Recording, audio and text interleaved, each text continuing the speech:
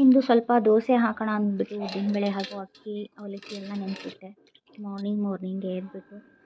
So ಮಗನಿಗೆ ಇವತ್ತು ಸ್ಕೂಲಿಗೆ ಹೋಗೋಕ್ಕೆ ಮನಸ್ಸಿರಲಿಲ್ಲ. ಸೊ 8 ಗಂಟೆಗೆಲ್ಲ 7:30ಗೆಲ್ಲ ಎಬ್ಬಿಸ್ದೆ. ಅವನು ಎದ್ದೇಳಲಿಲ್ಲ. 8 ಗಂಟೆಗೆ ನಾನು ಎದ್ದು ಬಾತ್ರೂಮ್ಗೆ ಹೋಗ್ಬಂದು ತಿರ್ಗಾ ಚಳಿ ಇದೆ ಅಂದ್ಬಿಟ್ಟು ನಾನು ತುಂಬ ಹಚ್ಕೊಂಡು ಮಲ್ಕೊಂಡು ತಿರ್ಗಾ ಎದ್ಬಿಟ್ಟು ಒಂದು 10 ಗಂಟೆಗೆ ಎದ್ದು ಅನ್ನ ಸಾಂಬಾರು ಮಾಡಿಬಿಟ್ಟು ಮತ್ತು ಒಂದು ಸ್ವಲ್ಪ ನೀರು ಕಾಯಿಸೋಣ ಅಂತ ನೀರು ಕಾಯಿಸಿಟ್ಟೆ. ಬಿಸಿ ಬಿಸಿ ನೀರು ಕುಡಿಯೋಕೆ ಬೇಕಲ್ವ ಅಂತ. ಮತ್ತು ಒಂದು ಸ್ವಲ್ಪ ಬಟ್ಟೆ ಇತ್ತು, ಬಟ್ಟೆ ಎಲ್ಲ ಮಡಚಿಟ್ಟೆ.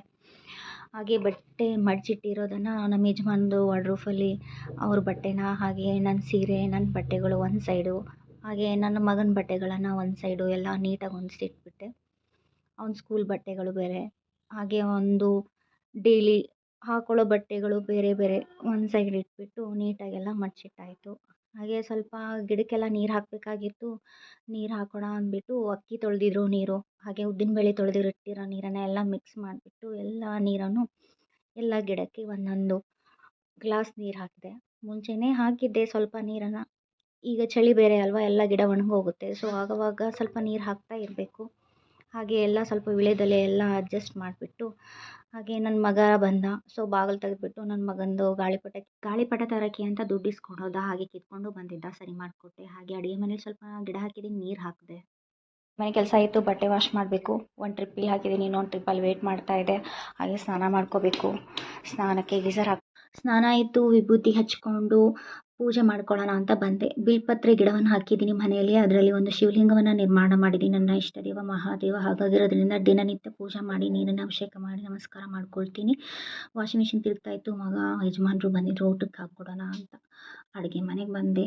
ಇನ್ನೇನು ಸಾಂಬಾರು ಕಾಯಿಸೋಣ ಅಂತ ಸಾಂಬಾರು ಕಾಯಕ್ಕಿಟ್ಟಿದ್ದೀನಿ. ಹಾಗೆ ಅನ್ನ, ತುಪ್ಪ, ಉಪ್ಪು, ಸಾಂಬಾರು ಹಾಕಿ ಊಟಕ್ಕೆ ಹಾಕ್ಕೊಡ್ಬೇಕಿತ್ತು. ಹಾಗೆ ಬಿಸಿನೀರು ಬೇಕು. ಈ ಚಳಿಗಾಲ ಇರೋದ್ರಿಂದ ಬಿಸಿನೀರಿಲ್ಲ ಅಂದರೆ ನಡೆಯೋದಿಲ್ಲ. ಸೊ ನೀರು ಕಾಯಕ್ಕಿಟ್ಬಿಟ್ಟು ಅನ್ನಕ್ಕೆ ತುಪ್ಪ ಹಾಕಿಬಿಟ್ಟು ಇನ್ನೇನು ಸಾಂಬಾರು ಹಾಕ್ಕೊಡೋಣ ಅಂತ ಸಾಂಬಾರು ತೆಗೆದುಕೊಂಡು ಸಾಂಬಾರು ಹಾಕ್ತಾಯಿದ್ದೆ.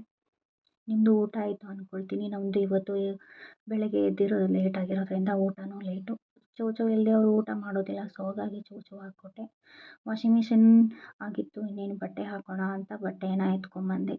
ಸೊ ಬಟ್ಟೆ ಹಾಕ್ತಾ ಇದ್ದೀನಿ.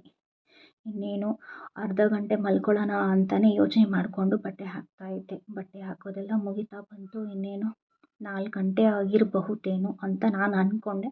ಸೊ ಬಂದು ನೋಡಿದಾಗ 4 ಗಂಟೆ ಆಗಿತ್ತು. ಬಟ್ಟೆ ಎಲ್ಲ ಹಾಕಿಬಿಟ್ಟು ಊಟ ಮಾಡೋಣ ಅಂತ ಅಡುಗೆ ಮನೆಗೆ ಬಂದಾಗ 4:15 ಆಗಿತ್ತು. ಸೊ ಅನ್ನ, ಸಾಂಬಾರು, ತುಪ್ಪ ಎಲ್ಲ ಬಡಿಸ್ಕೊಂಡು ಊಟ ಮಾಡೋ ಅಷ್ಟರಲ್ಲಿ 4:15 ಆಗಿತ್ತು. ನಿಮಗೆ ಇಷ್ಟ ಆದರೆ ಲೈಕ್ ಮಾಡಿ, ಸಬ್ಸ್ಕ್ರೈಬ್ ಮಾಡಿ, ಶೇರ್ ಮಾಡಿ. ಇಂತಿ ನಿಮ್ಮ ಶೀಲ.